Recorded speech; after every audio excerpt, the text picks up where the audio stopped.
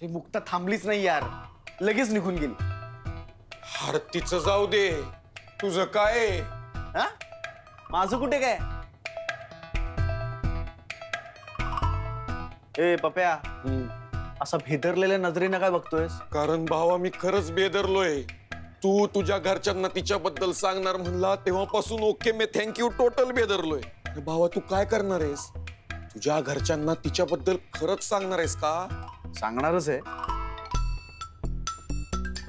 हे पण पप्या, त्या आधी ना मला सासूरवाडीच्या लोकांची मन जिंकणं गरजेचं आहे. सासूरवाडी? हा. आणि ती कशी जिंकणार? कालपासून मी तोच विचार करतोय रे. सारंग भाऊ, अरे कापडे ठरवले का तुम्ही? मोठ्या मालकाने बोलवले तुम्हाला. कापड?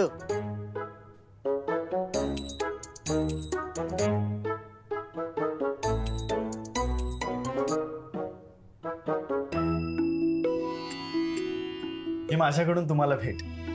आणि गजा, तुझ्यासाठी पण आहे. हे घे. कसं वाटलं? छान आहे. छोटे मालक, हो मला सारंग म्हणा.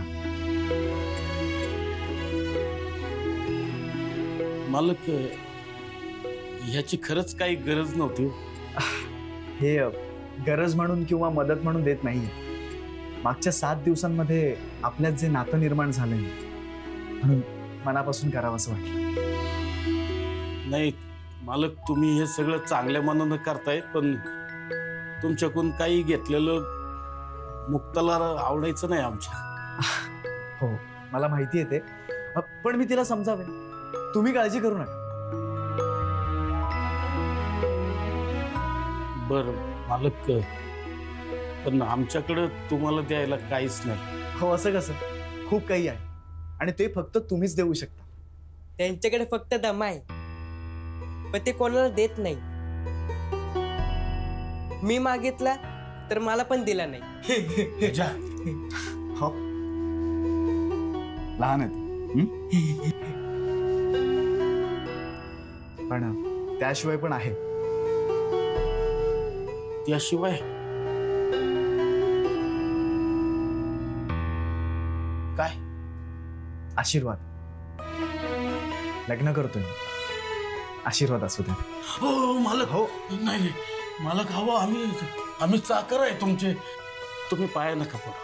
हे बघा, मी चाकर वगैरे काही मानत नाही आणि माझ्यासाठी तुम्ही माझ्या वडिलांच्या जागी आहात. हा होय, मग मी भावासारखा?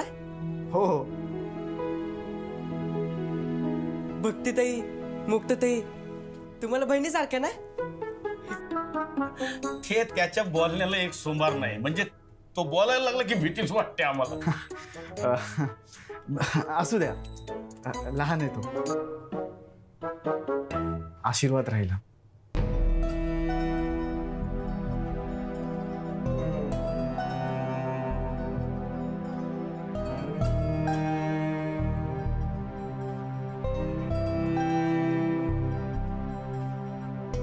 सुखी राहा.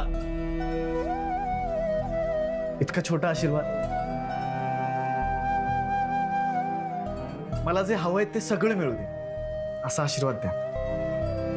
मालक, तुम्हाला जे जे पाहिजे ना ते मिळणार म्हणजे मिळणार.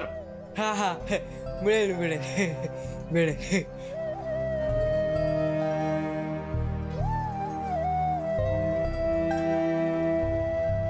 अंगणात अगदी गेट पर्यंत डेकोरेशन हवंय.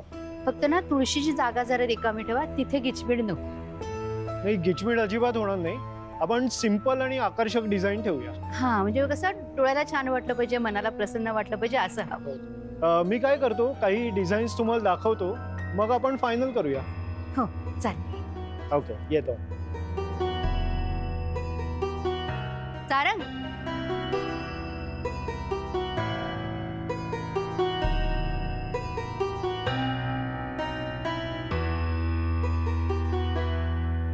अरे तुझ्या साखरपुड्यासाठी अगदी गेट पर्यंत डेकोरेशन करायला सांगितलंय. म्हणजे आपला जो घरात आनंद आहे ना तो अंगणात पण दिसू दे ना. काय? हो. अरे पण तू आउट हाऊस मध्ये काय करत होतास यांच्या खोलीत? काय ग काय रे? ते आई नवमीसाठी मुक्ताच्या वडिलांना आणि भावाला कपडे घेतले होते, तर तेच द्यायला गेलो होतो. म्हटलं नवमीच्या दिवशी सर्वांनी नवीन कपड्यात असावं. हे फार बरं केलंस तू. अरे मी मुक्ताला म्हणत होते साडी घे नवीन, तर नवमीला गावाला जायचं म्हणून साडी घेतलीच नाही रे तिने. मला तर वाटतं ना की नवमी नंतर सुद्धा मुक्ताने थांबायला हवं घरी, हो की नाही? हो. हो नाही नको, घरी पण आई आणि बहीण वाट पाहते. लय जबाबदारी आहेत, जावं लागेल. मला माहितीये तुझ्यावर खूप जबाबदारी आहेत, पण मुक्ता एक सुचवू का? मला असं वाटतं की आता तूही लवकरात लवकर लग्न कर. मी बघू का एखादं स्थळ तुझ्यासाठी? म्हणजे माझ्या ओळखीचं एक व्यक्ती आहे, ते आपल्याला हवं तसं स्थळ शोधून देतात. तुझं लग्न झालं ना की तुझ्या वडिलांवरची जबाबदारी पण जरा कमी होईल, आणि तुझे सासरची मंडळी आली की त्यांना हातभार पण लागेल. आणि खर्चाचं अजिबात टेन्शन घेऊ नको, ते तू सगळं माझ्यावर सोड. सारा बरोबर बोलते ना मी?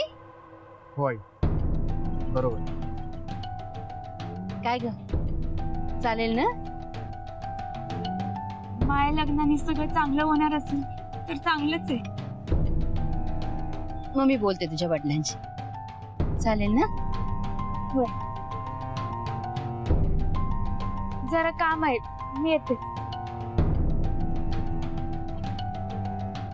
सारा सारा चल, जरा बोलायचं तुझ्याशी महत्वाचं. हो. सारंग, हा हो आलो. अजून थोडा वेळ बसूया ना.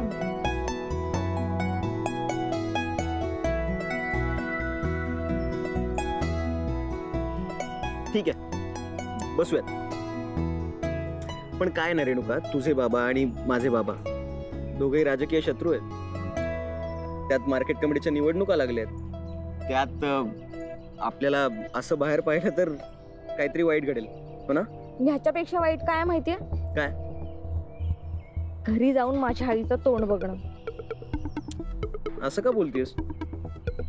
अरे तिचा खूप त्रास होतो रे मला. ती ना सारखी टोकत असते, हे नको करूस, ते नको करूस, अशीच वाग, इथे नको जाऊस, तिथे नको जाऊस. सारखी काही ना काही अक्कल शिकवत असते. अक्कल?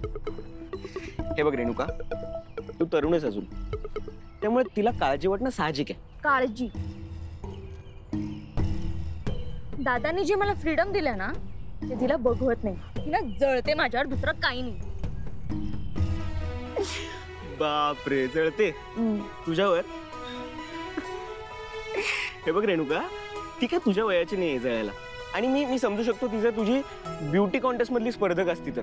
वेद, ऐक ना, तू ना माझा टीचर नको होस.